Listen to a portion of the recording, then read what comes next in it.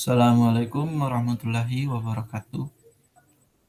Terima kasih kepada Pak Tafakur yang telah memberi saya kesempatan untuk membuat video presentasi. Perkenalkan, nama saya Saiful Abu Bakar Wamona dari kelas F, Prodi S1 Pendidikan Teknik Otomotif dengan NIM 215042444046. Nah, di sini saya akan membuat presentasi tentang multimeter.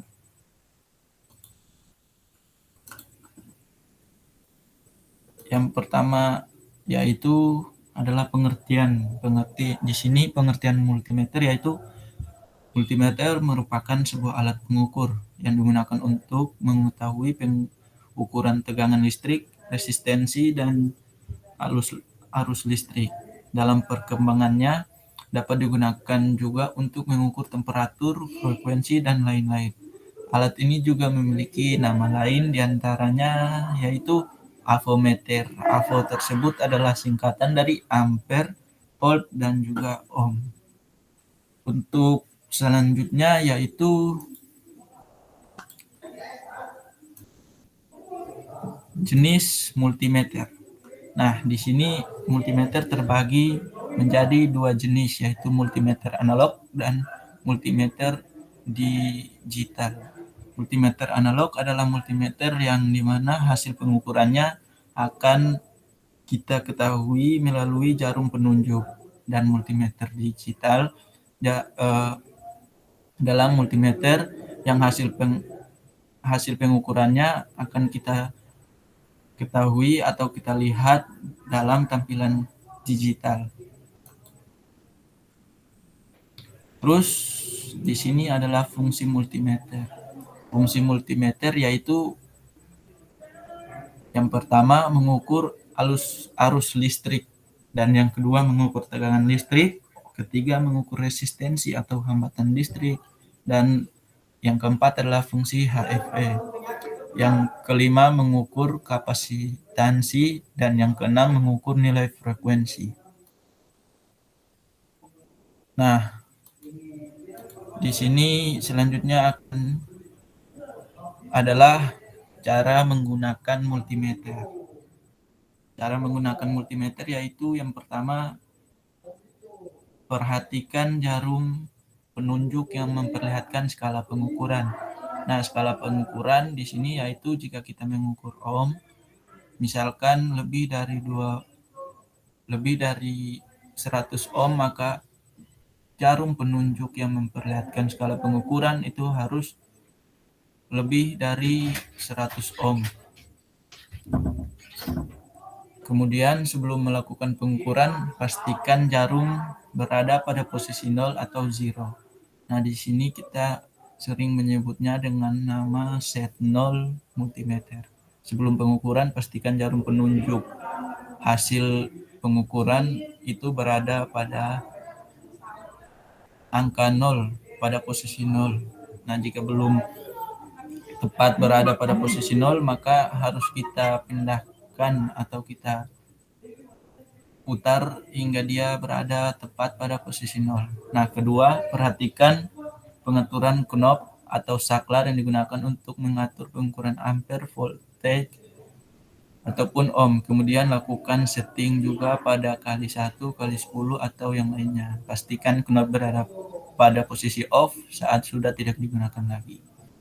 Nah, kemudian yang keempat, tentukan lubang yang digunakan untuk memasukkan kabel jack sesuai dengan fungsi yang diinginkan. Ada dua lubang, yaitu lubang flash dan juga lubang yang min, yang akan menunjukkan polaritas dari tegangan atau probe. Nah, di sini kita ingat saja bahwa lubang flash itu berada pada sebelah kanan dan lubang min itu berada pada sebelah kiri multimeter. Dan juga flash ditandai dengan lubang yang berwarna merah dan min ditandai dengan lubang yang berwarna hitam.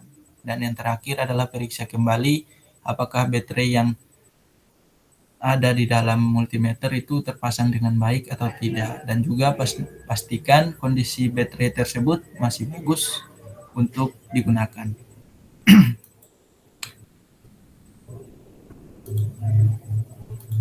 Nah, Kemudian adalah yang selanjutnya adalah cara mengukur tegangan DC atau DC. Nah, yang pertama adalah memutar saklar selektor hingga ke menunjukkan ke tulisan DC volt. Terus kedua, pilihlah skala perkiraan yang mau diukur. Nah, di sini maksudnya apabila mengukur 5 volt dapat diputar saklar selektor hingga menunjukkan ke selektor 10 volt. Karena apabila mengukur suatu tegangan yang 5 volt, maka selektor yang dipilih harus lebih daripada 5 volt itu. Terus yang ketiga, selanjutnya probe terhubung pada terminal ukur. Perhatikan apabila probe merah ke positif, sedangkan untuk probe hitam itu ke negatif. Dan yang terakhir, hasil akhirnya akan ditampilkan pada display. Itulah cara mengukur tegangan DC. Kemudian selanjutnya adalah cara mengukur tegangan AC. Nah, sama seperti tegangan DC, yang pertama kita memutar saklar selektor hingga menunjukkan ke selektor AC volt atau ACV. Kemudian yang kedua, pilihlah skala tegangan yang diukur. Nah, seperti biasa seperti mengukur tegangan DC, apabila akan mengukur 220 volt maka putarkan saklar selektor ke angka 300 volt atau yang lebih besar dari 220 volt tersebut. Kemudian hubungkan juga probe dengan terminal yang diukur. Pada tegangan AC ini tidak ada polaritas positif maupun negatif, jadi bebas. Untuk yang keempat, hasilnya akan ditampilkan melalui display atau jarum penunjuk tersebut. Nah, selanjutnya adalah cara pengukuran arus listrik.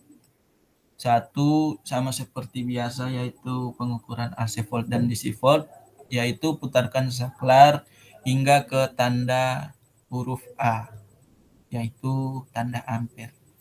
Kemudian dua, pilihlah skala yang sesuai arus hendak diukur. Jika pengukuran arus 100 mA, maka diatur hingga 300 mA atau 0,3 ampere. Jadi skala yang diatur harus lebih dari skala yang akan diukur. Peringatan, jangan sampai arus yang diukur lebih dari skala yang diatur karena berakibat sekring putus. Nah, itulah penyebab jika skala yang kita pakai itu lebih kecil daripada skala yang kita ukur. Kemudian selanjutnya memutuskan power supply yang terhubung pada beban. Dan yang keempat, memasang probe atau terminal yang akan diukur. Aturannya probe warna merah didekatkan dengan output tegangan positif, sementara probe warna hitam dihubungkan pada probe input yang bertegangan positif. Dan yang terakhir, hasilnya akan ditampilkan pada display atau jarum penunjuk. Dan yang terakhir adalah cara pengukuran resistensi. Nah, di sini sama seperti biasanya, yaitu cara pengukuran resistensi. Pertama, putar posisi saklar selektor hingga menunjukkan ke arah selektor ohm. Ohm dapat dilihat dengan tanda, yaitu seperti pada gambar. Dan yang kedua, pilihlah skala yang sesuai dengan perkiraan ohm yang akan diukur. Biasanya diawali dengan tanda X yang berarti kali. Nah, di situ khusus untuk multimeter analog atau multimeter yang masih hasil pengukurannya ditunjukkan oleh jarum. Kemudian yang ketiga, hubungkan probe ke komponen resistor. Karena tidak ada polaritas, makanya jadi boleh terbalik. Probe positif di sebelah kanan atau sebelah kiri itu bebas, tidak apa-apa. Dan yang terakhir yaitu di sini adalah baca hasil pengukuran di display multimeter. Nah, untuk pengukuran resistensi dia berbeda dari eh, daripada pengukuran sebelumnya seperti pengukuran DC volt, AC volt. Nah, pada pengukuran resistensi khusus analog multimeter diperlukan pengalian dengan setting di langkah kedua. Jadi untuk multimeter analog hasilnya perlu kita kalikan.